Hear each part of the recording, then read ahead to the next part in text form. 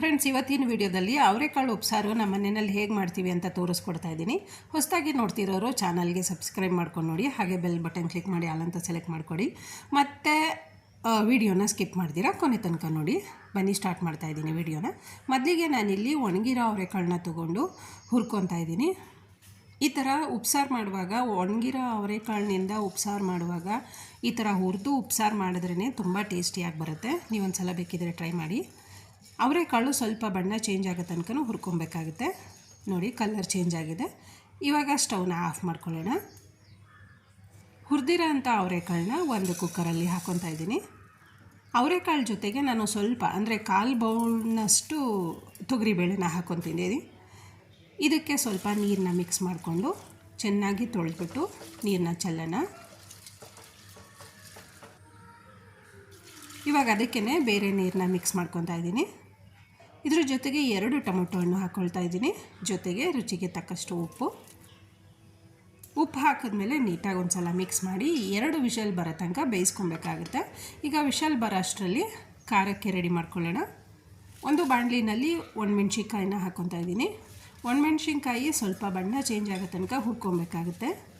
ನೀವು ಈ ಥರ ಒಣಮೆಣ್ಸಿನ್ಕಾಯಿ ಹುರಿಯುವಾಗ ತೀರಾ ಕಪ್ ಮಾಡ್ಕೋಬೇಡಿ, ಸ್ವಲ್ಪ ಬಣ್ಣ ಚೇಂಜ್ ಆದರೆ ಸಾಕು. ಈಗ ಹುರಿದಿರೋ ಅಂಥ ಒಣಮೆಣ್ಸಿನ್ಕಾಯಿನ ಜಾರ್ನಲ್ಲಿ ಹಾಕ್ಕೊತಾ ಇದ್ದೀನಿ.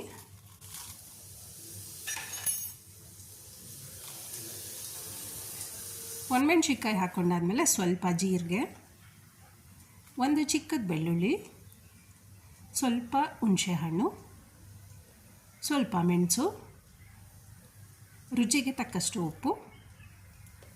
ಈಗ ರುಬ್ಕೊಂಬರೋಣ. ನುಣ್ಣಗೆ ರುಬ್ಬಿದ್ದು ರೆಡಿಯಾಗಿದೆ ನೋಡಿ.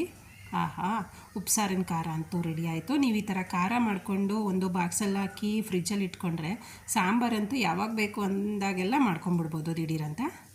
ಇವಾಗ ನೋಡಿ, ನಾನು ಈ ಥರ ಬಾಕ್ಸನ್ನಲ್ಲಿ ಹಾಕ್ಕೊಂಡು ಫ್ರಿಜ್ಜಲ್ಲಿ ಇಟ್ಕೊತೀನಿ.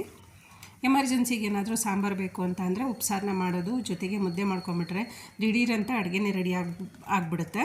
ಅದಕ್ಕೋಸ್ಕರ ಈ ಥರ ಬಾಕ್ಸ್ಗೆ ಹಾಕ್ಕೊತಾ ಇದ್ದೀನಿ. ಈಗ ವಿಷಲ್ ಓಪನ್ ಮಾಡಿ ತೋರಿಸ್ತಾ ಇದ್ದೀನಿ ನೋಡಿ.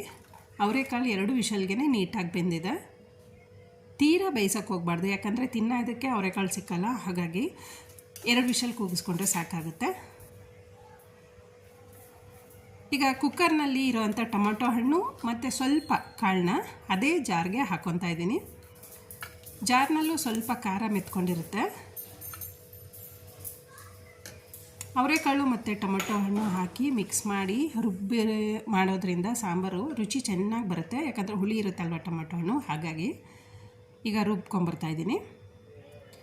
ಅವರೆಕಾಳು ಮತ್ತು ಟೊಮೊಟೊ ಹಣ್ಣು ರುಬ್ಬಿದ್ದಾಗಿದೆ.